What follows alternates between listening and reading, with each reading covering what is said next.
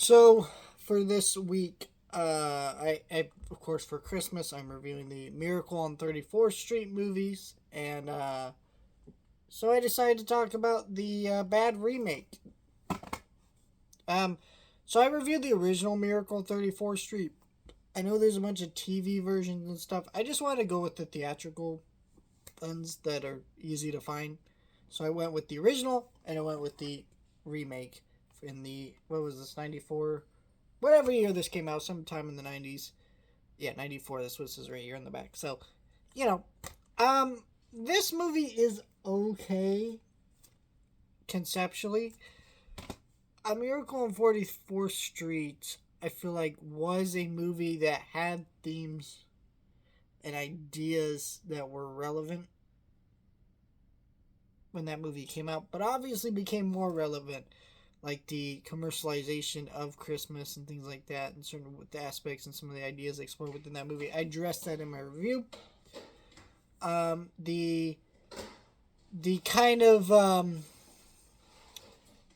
the idea of like faith and things like that, and the way those things are explored within the movie. I thought a lot of that stuff held up really well and just made it like a really smart movie that you could just watch now and kind of connect with a lot of it now.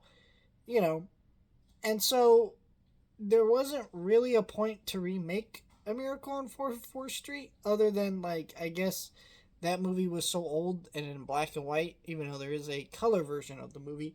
But, maybe kids don't really want to watch that, and it's like, well, so, they got a really good casting here as Santa in this movie. I forget the actor's name, but he's the actor who, of course, played, Doctor, not Doctor, John Hammond. He played John Hammond in Jurassic Park, right? He's very, forget his, I don't know why I'm forgetting his name, but he's a really good actor, and he's a great choice. He has the great look and vibe and presentation to be a Santa figure. So, you like him in this movie. But other than that, this movie does not feel as relevant. It doesn't feel like it's furthering the themes. It's mostly just a very boring movie. And even some of the casting choices are boring. Like I mentioned, this is a good choice for Santa. It is, but it's like the most obvious choice. The little girl in this movie, this little girl played Matilda. It was kind of all these obvious choices. And it just led this movie to feeling like just boring and very bland and like generic and just not a very interesting movie, like, at all. I don't really connect with this movie. It just bored the crap out of me, honestly. I'm surprised that this movie was as boring as it was. But it makes sense, honestly. I don't really hear people talk about this one anymore. Maybe if you did when you grew up, because I feel like if it's, even movies like the Jim Carrey Grinch, which I'm not a fan of, I don't like at all, have something about them that, like, kids growing up connect with, and I get why people like that movie.